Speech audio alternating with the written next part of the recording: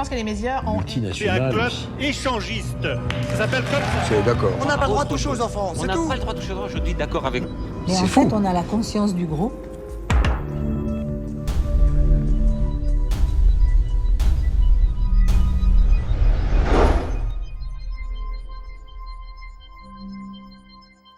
Bonjour et bienvenue à cette nouvelle capsule de vérité. Raël, vrai ou faux? Aujourd'hui, le thème, c'est la loi. La question à laquelle vous devrez répondre par vous-même, vrai ou faux, est-ce que les Raéliens sont des hors-la-loi? Nous allons débuter en parlant de M. Georges Fenech. C'est un magistrat en France. Il a été condamné à 3 reprises. La première fois en l'an 2000 pour injure publique à caractère raciste contre un magistrat français qui était juif. Ensuite, en 2012, il a aussi été condamné par la Cour d'appel de Paris pour diffamation publique contre une association catholique qu'il avait traitée de secte. Et en 2018, la Cour d'appel de Caen l'a condamné pour atteinte à la présomption d'innocence contre l'Église de Scientologie. L'émission de Christophe de Chavannes, c'est flagrant. On voit bien que là, Raël atteint la limite. Raël atteint des limites. Lesquelles? Il dépasse même les bornes. Il dépasse les bornes. Lesquelles? Et donc là, on tombe cette fois sous le coup de la loi.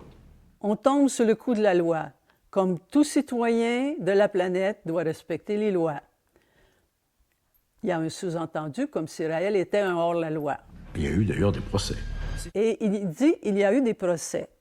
J'aimerais faire la distinction tout de suite entre procès contre Raël personnellement, procès contre le mouvement raélien ou procès contre des individus.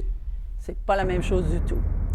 Les deux cas auxquels réfère M. Fenech ont eu lieu par des accusés qui étaient des individus, aucune accusation ni contre Raël ni contre le mouvement raélien. Ce sont des individus et en aucun cas, ça n'implique la responsabilité ni de Raël ni de l'organisation, évidemment. Ces événements ont tous eu lieu dans des lieux privés et jamais pendant des événements organisés par le mouvement raélien. Dans un premier cas, en 1990, il y a eu 2 accusés. La police a fait son travail. Ils ont été condamnés comme il se doit. Il y a eu un autre procès. Il y avait une accusation de viol qui a été rejetée, une accusation d'agression sexuelle rejetée. La seule accusation qui a été conservée, c'est une accusation de corruption de mineurs. Alors, comme vous le voyez, les cas cités n'impliquent jamais Raël ni le mouvement raélien. Et ça date de 1990, c'est les 2 seuls cas qu'ils ont mentionnés. Vous vous demandez peut-être quelles sont les consignes en fait de Raël sur le respect des lois. Voici un extrait du livre « Les extraterrestres m'ont amené sur leur planète ». Les lois humaines sont indispensables et tu les respecteras en faisant en sorte que celles qui sont injustes ou dépassées soient modifiées. C'est l'enseignement de Raël, puis on nous sert toujours que Raël est sous le coup de la loi, puis il y a eu quand même des procès. Ben oui, il y en a eu des procès, mais c'est contre des individus qui ne respectaient pas la loi, mais qui ne respectaient pas non plus Raël qui leur disait de respecter la loi. Mais ça, ils ne le diront jamais parce que ça ne les arrange pas vraiment. Non seulement on n'est pas incité à briser les lois, mais on est incité à les respecter.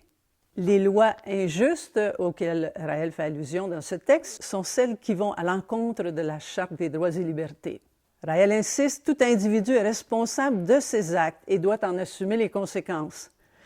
Dès que vous êtes témoin ou victime d'un acte criminel, appelez la police immédiatement, c'est la consigne qu'il nous donne toujours.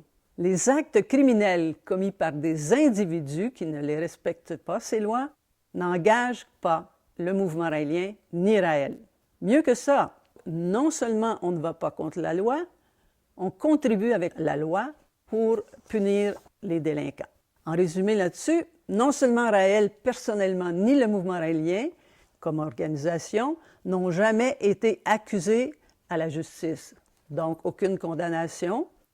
Mais en plus, c'est l'inverse. Raël, il n'a jamais été attaqué personnellement, c'est important de le dire. Et d'ailleurs, il a souvent, lui, attaqué en diffamation des journalistes.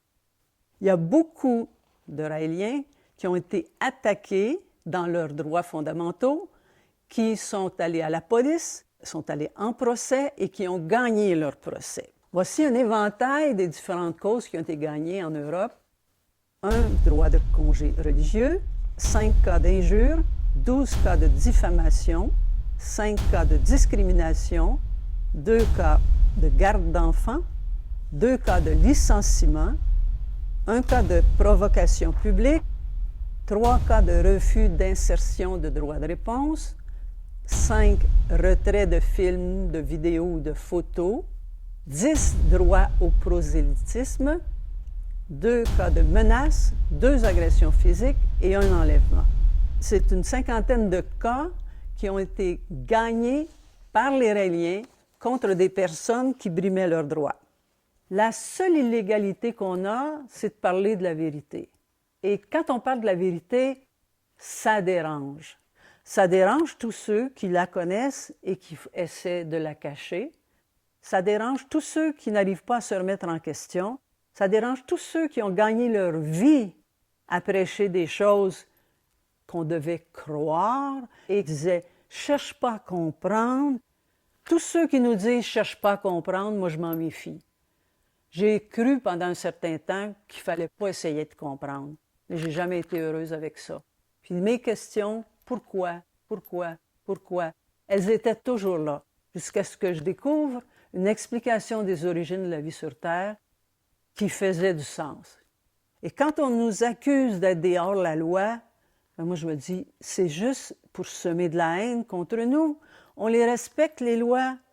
Sinon, si vraiment on était des hors-la-loi, est-ce que je serais ici présentement? Je serais en prison. Venez me chercher, mettez-moi en prison, puis ensuite vous avez le fardeau de la preuve.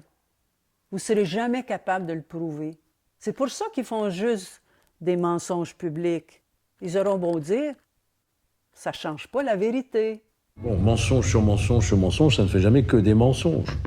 C'est lui avec ses éternels mensonges.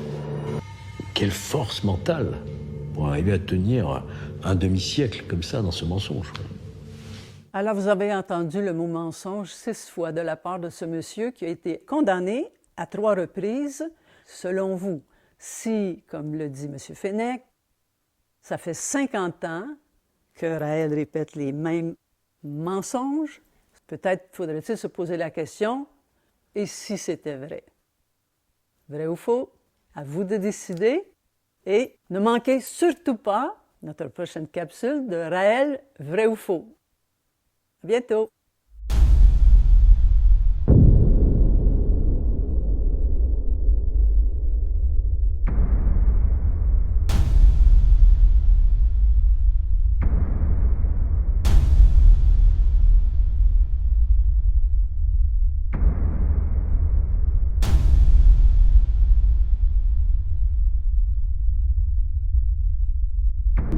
À quoi sert la vie? À être heureux. C'est extrêmement simple.